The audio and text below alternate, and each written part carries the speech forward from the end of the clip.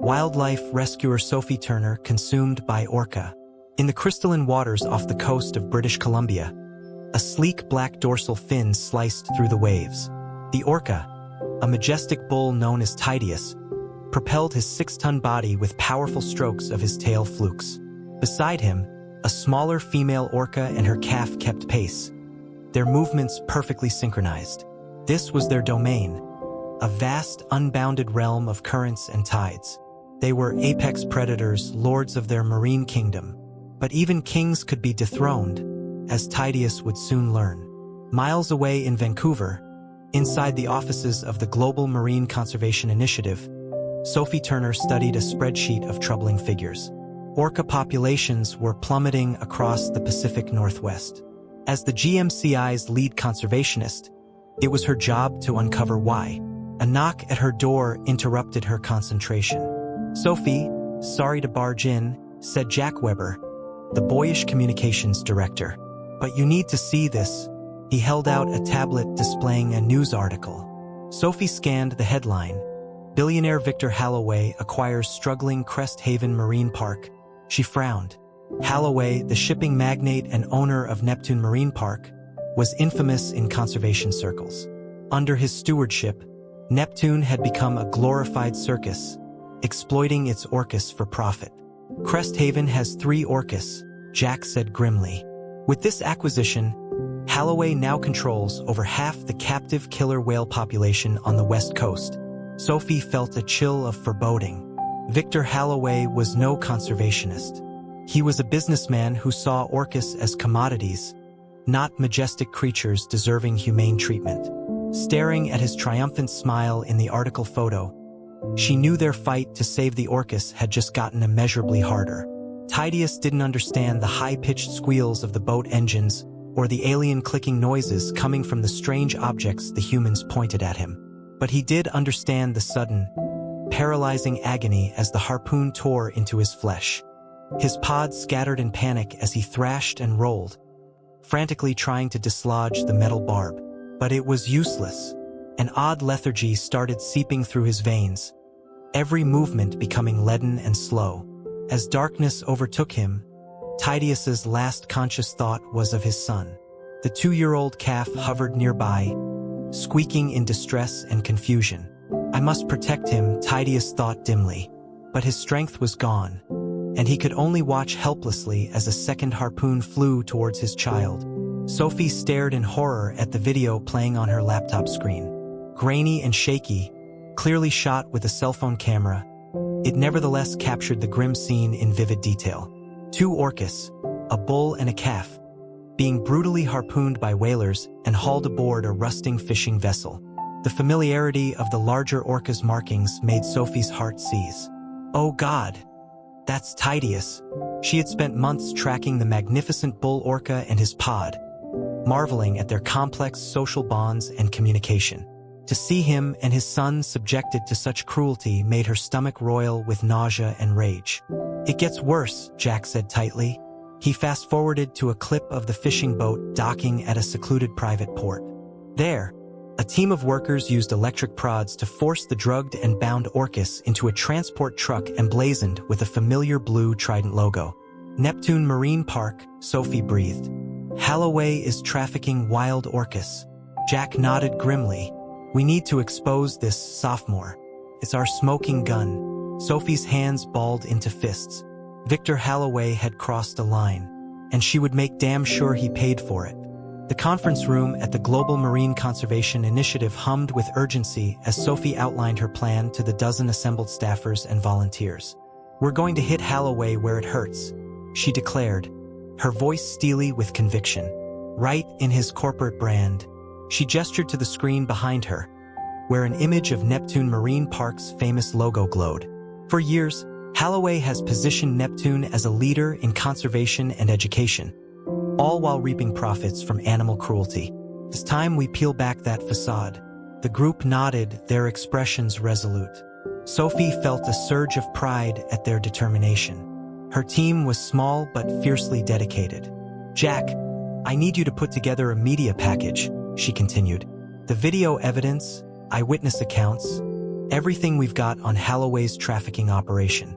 We're gonna blast it across every platform, news sites, social media, the works. On it, Jack affirmed, already typing furiously on his laptop. Sophie turned to Mei Su, their staff veterinarian. May, coordinate with the port authorities and wildlife agencies. I want those orcas located and assessed ASAP. I'll start making calls, May promised. As Sophie continued delegating tasks, lobbying lawmakers, organizing protests, rallying public support, a heady sense of momentum filled the room. After years of feeling helpless against Holloway's unchecked power, they finally had him on the ropes. But even as her team leapt into action, Sophie couldn't shake the uneasy feeling in her gut. Holloway wouldn't go down without a fight, and something told her that the battle had only just begun. Victor Holloway lounged in his penthouse office, the Vancouver skyline glittering beyond the floor-to-ceiling windows. On his desk, a television screen displayed the wall-to-wall news coverage of the Neptune scandal. Shocking footage reveals illegal orca trafficking. Conservationists call for Holloway's arrest. Lawmakers demand federal investigation. Victor sipped his scotch, a smile playing at his lips. Let them investigate. His tracks were well covered, his patsies well paid. This little PR headache would blow over soon enough. A perfunctory knock sounded a moment before his assistant, a severe woman named Diane, entered the office. Sir, Sophie Turner is in the lobby demanding to see you. Victor raised an eyebrow. The orca-hugging bitch herself? This should be fun. Send her up. Minutes later, his office doors burst open and Sophie stormed in, her green eyes flashing with righteous fury. You monster, she seethed. I always knew you were a crook, Holloway. But even I didn't think you'd stoop to abducting wild orcas. Victor smirked at the barb. Careful, Miss Turner. Those are some serious accusations you're throwing around. I'd hate for you to find yourself on the wrong end of a defamation suit. Oh, cut the crap, Sophie snapped. We both know you're guilty of sin. And I'm not going to rest until you and your shitty marine park are shut down for good. She slapped a manila folder onto his desk. Affidavits from the port workers who unloaded Titius and his calf. They're willing to testify against you, Holloway. Your little orca trafficking scheme is sunk. For the first time, a flicker of unease pierced Victor's oily confidence. If those workers talked, no, he was Victor goddamn Holloway. No tree-hugging bitch was going to bring him down. He'd bury her and her pissant conservation group in so many lawsuits, they'd spend their dying breaths begging for mercy. Rising slowly from his chair, he fixed Sophie with an icy smile. You have no idea who you're fucking with, little girl. But I promise you're about to find out. Sophie stared up at the hulking black shapes suspended in the enormous tank, her heart clenching. Even in the dim after-hours lighting, she recognized Titius and his calf. The once mighty bull floated listlessly. His dorsal fin collapsed to one side. The calf, confined to a tiny medical pool, squealed plaintively for its father. The sight devastated Sophie. These majestic, highly intelligent creatures didn't belong in a concrete bowl, performing circus tricks for gawking audiences. They belonged in the open ocean with their families. My God, what have they done to you? She whispered. A muffled thump made her whirl around. In the shadows, a hulking figure struggled with an employee wearing a Neptune Marine Park uniform. After a brief scuffle, the figure broke free and sprinted up the stairs to the deck overlooking the tank. Stop right there, Sophie shouted. She took the stairs two at a time and burst onto the observation deck, only to find herself face to face with Victor Holloway. For a moment, they stared at each other in shocked silence.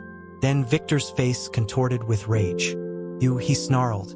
I should have known you'd stick your nose where it doesn't belong. Realization crystallized in Sophie's mind. It was you, she breathed. You drugged Titius and his calf. You're trying to cover up the evidence of your trafficking. Victor's eyes glinted dangerously. Killing two birds with one stone, actually. When Titius turns up dead and autopsies find illegal sedatives in his system, who do you think the authorities will blame? The revered marine park mourning its tragic loss? Or the nosy conservationist caught trespassing with a syringe full of ketamine. Cold horror washed through Sophie as his plan snapped into focus. He meant to frame her, discredit her, maybe even imprison her. "You psychopath," she said, her voice trembling with fury. "I won't let you get away with this." Victor laughed, a chilling sound. "Oh, Sophie, you don't have a choice." He lunged at her, slamming her back against the railing. Sophie cried out as his hands closed around her throat, squeezing with brutal strength. Spots swam before her eyes. She scrabbled desperately at his grip, but it was useless. The world started to darken. Suddenly, an ear-splitting shriek split the air. A geyser of water erupted from the tank below, dousing Victor and making him loosen his grip. Sophie wrenched free, gasping. Titius and his calf breached in unison, their jaws snapping mere inches from the railing. Victor stumbled back, slipping on the slick concrete. With a yelp of terror, he pitched backwards over the rail. An awful scream quickly cut off by a wet crunch. Then silence. Sophie, still gasping for air, dragged herself to the railing and peered over the edge. Far below, Victor's crumpled body floated face down in the bloody water. Beside him, Titius and the calf circled, the light of vengeance in their eyes. The flashbulbs exploded in a supernova flare as Sophie emerged from the courthouse into a churning sea of reporters. "Miss Turner, how does it feel to be exonerated?" one shouted, thrusting a microphone in her face. "Miss Turner, do you believe Mr. Holloway got what he deserved?" yelled another. "What will you do now that the trafficking charges against you have been dismissed?" Sophie held up a hand for quiet, surprisingly poised for a woman who had just spent the last 72 hours in police custody and legal hell. "First and foremost, I want to thank the authorities for following the evidence and clearing my name," she said. "The truth has prevailed, as it always does." Her eyes flicked to the cameras, broadcasting her words to millions. Victor Holloway was a monster who exploited these incredible creatures for profit and covered up his crimes with intimidation and violence. His death was a tragedy, but it was a tragedy of his own making. Now we must focus on righting his wrongs. Sophie squared her shoulders. "I'm calling for the immediate release of all orcas from Neptune Marine Park and a federal investigation into Holloway's trafficking operation. These magnificent animals deserve to live out their lives in their natural habitat, not in concrete prisons. It's time to end the era of captive orcas once and for all." The crowd erupted, reporters clamoring for more. But Sophie was already ducking into a waiting car, her mind racing ahead. Holloway was dead, but his toxic legacy lived on. She had won the first battle, but the war was far from over.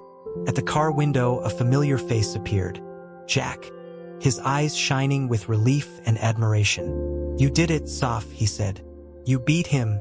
Sophie managed a tired smile. "We beat him, Jack. All of us. But there's still so much to do." She pressed her fingers to the glass, yearning to pull him in close and melt into his arms. But that would have to wait. The fight wasn't done. Not by a long shot. As the car pulled away from the curb, Sophie caught a final glimpse of the courthouse steps, now swarming with protesters brandishing "Free the Orcas" signs. For a second, a flicker of emotion rose in her throat, startling in its intensity. Hope. For the first time in a long time, she let herself feel it fully. It warmed her, filled her up until she felt incandescent with it. She had faced monsters, both human and veterinary, but she had also glimpsed the incredible power of nature, the indomitable spirit of these orcas. Together, she knew they could change the world, one freed orca at a time. May's voice crackled with static over the spotty cell connection, but her words sent Sophie's heart soaring. "Titius and his calf have been released," the GMCI vet reported.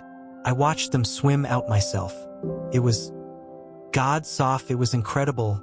Tears welled in Sophie's eyes, blurring the weathered planks of the dock where she stood. In her mind's eye, she could picture it vividly. Those majestic black fins cutting through the Pacific swell, disappearing into a blue immensity of freedom. "What about the others?" she asked hoarsely. "The orcas left at Neptune?" May hesitated. "It's complicated, legally and logistically. Most of them have been in captivity their whole lives. They can't just be dumped in the ocean. Another crackly pause. Soph, I have to go, but we'll be ready for those interviews you lined up. It's time for the public to see the truth. The call cut off, and for a long moment, Sophie just stood there, half blind with emotion. They had won a major victory with Titius and his calf, but she knew May was right. Freeing the remaining captives would be a long, uphill battle. Still, they had momentum now and public support. She thought of the Free the Orca protesters, their passion and conviction. A movement was swelling like a building wave, and Sophie was determined to ride it as far as it would carry her.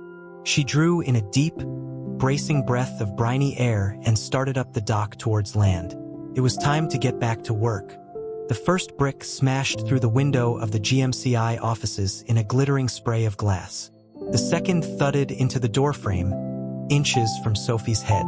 Animal rights freaks, bellowed a red-faced man brandishing a Save Our Park sign.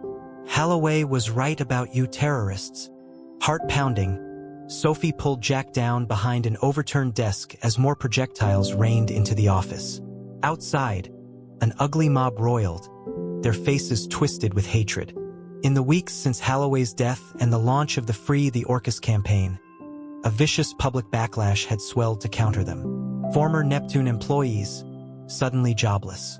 Marine park enthusiasts decrying harmful publicity. Die-hard Holloway supporters railing against the conservationists they blamed for his death. Their vitriol had intensified to a frightening fever pitch, stoked by the inflammatory rhetoric of Holloway's eldest son Ethan, who had stepped in to run Neptune following his father's demise. These eco-extremists destroyed my father and hundreds of jobs. He frothed to any media outlet that would listen. We can't let them destroy our marine park as well. As bricks and hate-filled shouts continued to smash through the windows, Sophie gripped Jack's hand, white-knuckled with adrenaline and fear. How did it come to this? They were supposed to be the heroes, fighting for a just and noble cause. But now they were under siege, literally and figuratively. We have to get out of here, Jack shouted over the cacophony. Is there a way back? Sophie's mind clunked into crisis gear. The rear fire escaped. If they could just get down the hall. She risked a quick glance over the desk. The mob showed no signs of dispersing, but they were focused on the front entrance. Follow me, she ordered. Stay low. They made it to the fire escape and climbed down into a trash-strewn alley, hearts thundering. Sophie threw a tarp over their heads just as angry shouts erupted above. Find those GMCI scum. A man roared as feet pounded down the metal steps. Hardly daring to breathe, Sophie and Jack huddled under the tarp, trying to quiet their gasping lungs. An eternity seemed to pass before the pursuers finished searching the alley and stormed away. This is insane, Jack panted as they emerged. It's like a twisted witch hunt. Sophie's jaw clenched. She knew he was right. The backlash against them had veered into vicious territory. But she refused to back down, not when they were so close to their goal. We can't let them intimidate us, she said fiercely. We have to keep fighting. Jack searched her face for a long moment. I'm with you, sophomore, no matter what, but we have to be smart. We're no good to the Orcas if we get ourselves killed. His words, as always, steadied her. He was her rock and her voice of reason. You're right. Let's regroup with the others. Figure out our next move. As they crept out of the alley, careful to keep their heads down, Sophie's thoughts swarmed. The path ahead suddenly seemed dark and perilous, thick with shadows. But deep in her core, that spark of hope refused to gut her out. We're going to win this, she vowed under her breath. For Titius, for all of them. Jack's hand tightened around hers. No matter how loud the opposition howled, they would not be silenced. Too much was at stake. In a shocking turn of events, Ethan Holloway, CEO of the embattled Neptune Marine Park, has been arrested on multiple charges of tax fraud, racketeering, and illegal animal trafficking. Authorities raided the park early this morning.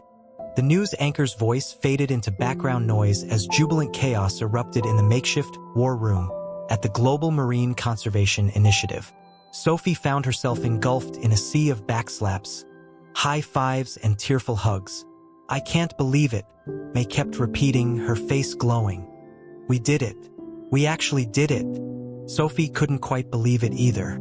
After months of bitter setbacks and struggles, it had all come to a head so abruptly. An IRS whistleblower had come forward with proof of Neptune's shady finances, and the feds had pounced like wolves. Just like that, Ethan Holloway's reign of intimidation came crashing down, and with it, the seemingly indomitable Neptune empire.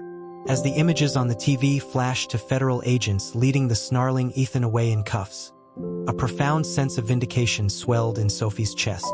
Against all odds, against one of the most powerful corporations on the West Coast, they had prevailed.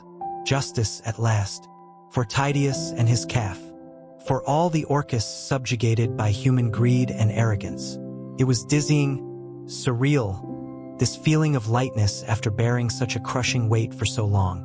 An arm slipped around Sophie's shoulders, and she turned into Jack's beaming face. "How does it feel?" he asked softly. "To change the world?" Sophie blinked back the hot press of tears. "It's not over yet," she said, ever the realist. "Those Orcas are still in captivity. There's so much work left to do, to rehabilitate them, prepare them for release." Jack cut her off with a swift kiss. "I know, but for 1 second, can we just celebrate this win? You're allowed to celebrate, sophomore." She let out a watery laugh, surrendering to his infectious warmth. He was right. They had earned this moment of joy, of relief.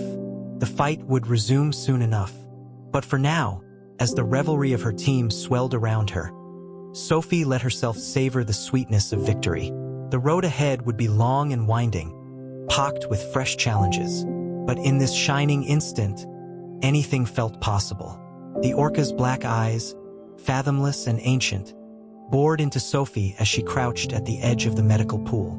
Ragnar, a 15-year-old bull, held unnaturally still as May and the other GMCI vets carefully probed the infected gouges left by years of brutal teeth drilling. "Easy, big fella," Sophie crooned. "We're gonna get you all fixed up. Promise." It had been 6 months since the fall of the Holloway Empire and the liberation of the Neptune Orcas. 6 months of grueling, round-the-clock rehabilitation efforts. Most of the Orcas, conditioned to captivity since birth, could not simply be released into the wild. They needed to be patiently retaught how to hunt, navigate open waters, and interact with wild pods. Some would never be able to fully readapt, too psychologically and physically scarred by their years in aquariums. For those, Sophie was fighting tooth and nail to establish a first-of-its-kind Orca sanctuary, a protected coastal zone where they could live out their days in peace and dignity. Progress was slow, the obstacles many. Ragnar flinched as May cleaned out a particularly nasty abscess, and Sophie's heart clenched. This proud, powerful bull, reduced to a shivering mound of scars. It fueled her determination like kindling.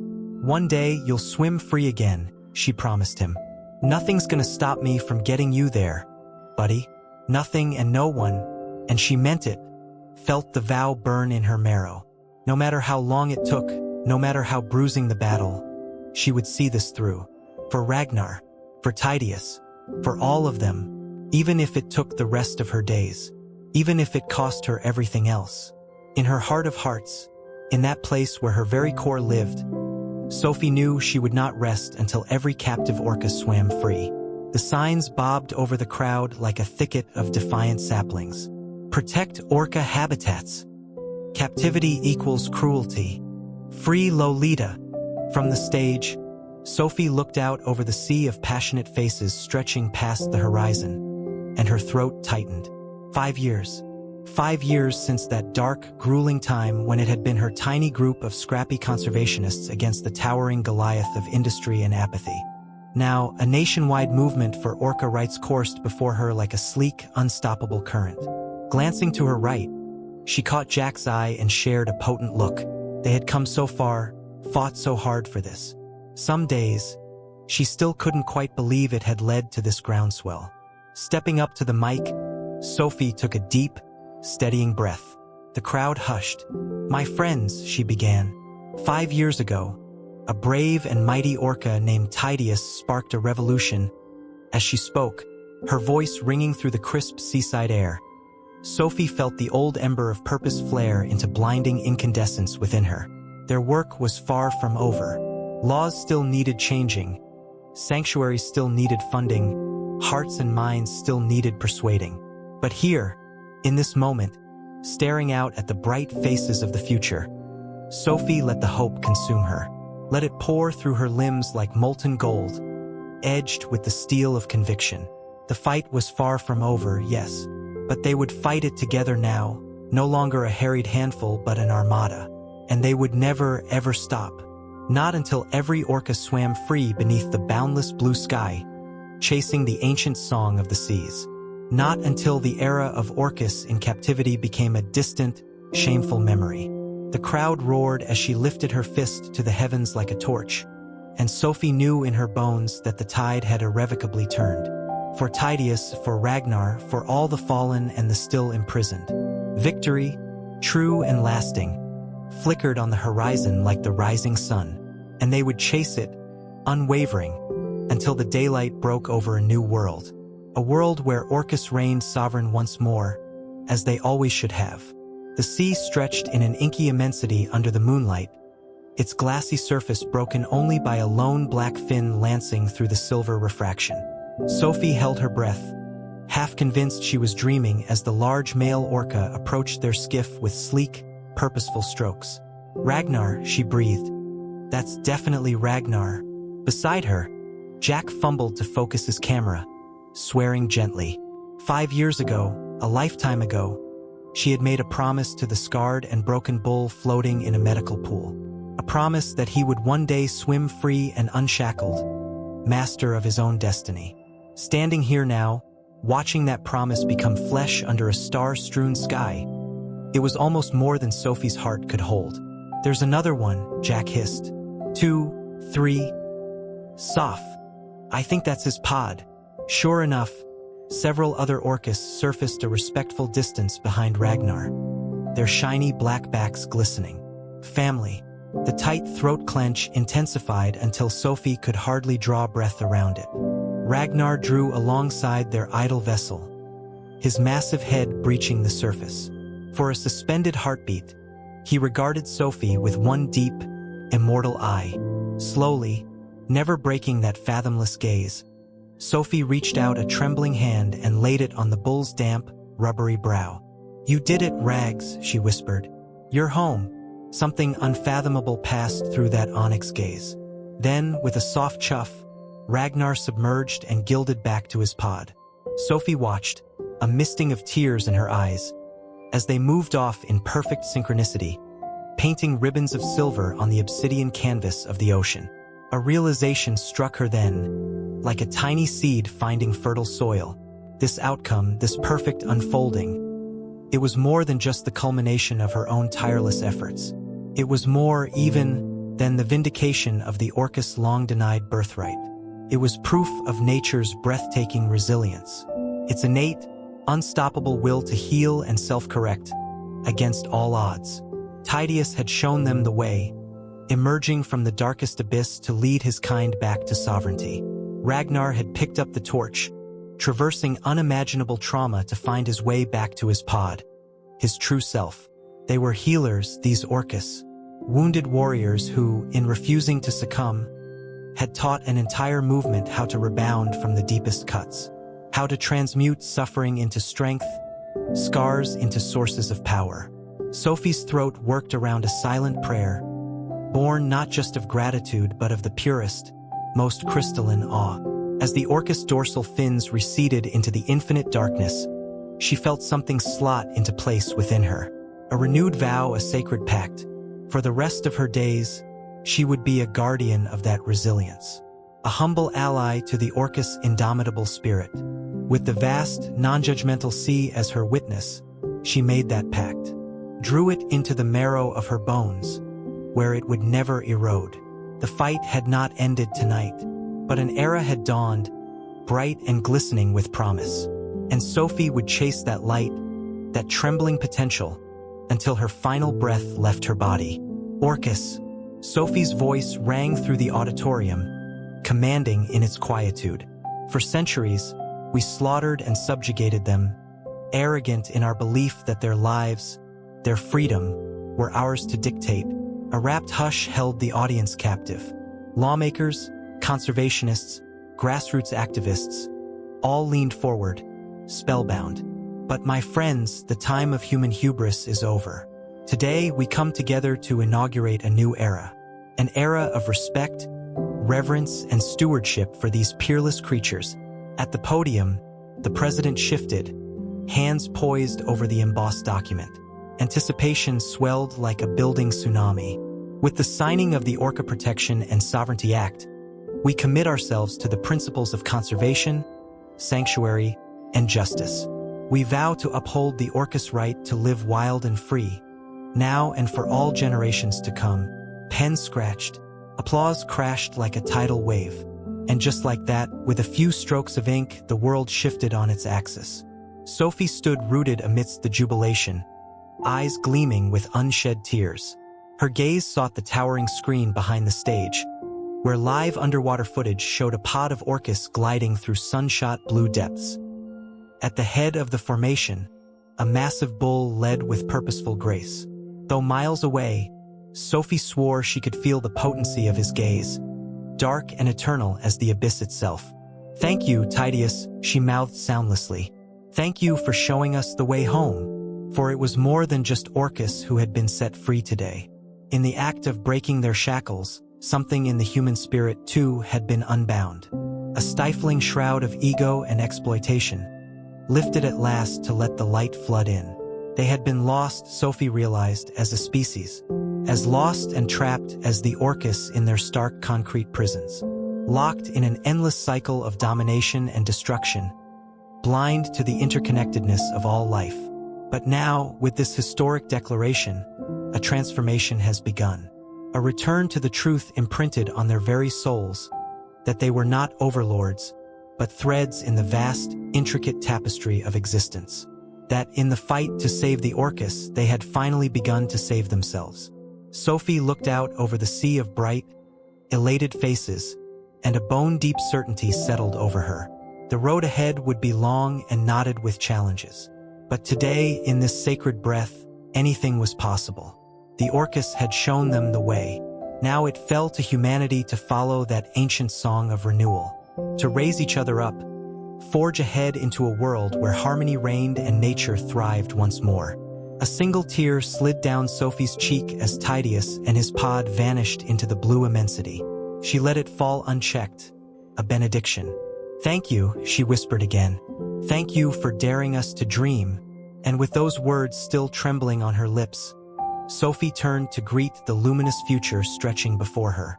A future where orcas would forever roam free, where humanity at last remembered its place in the skeins of creation. A future, radiant and teeming with promise, that she would never stop fighting for.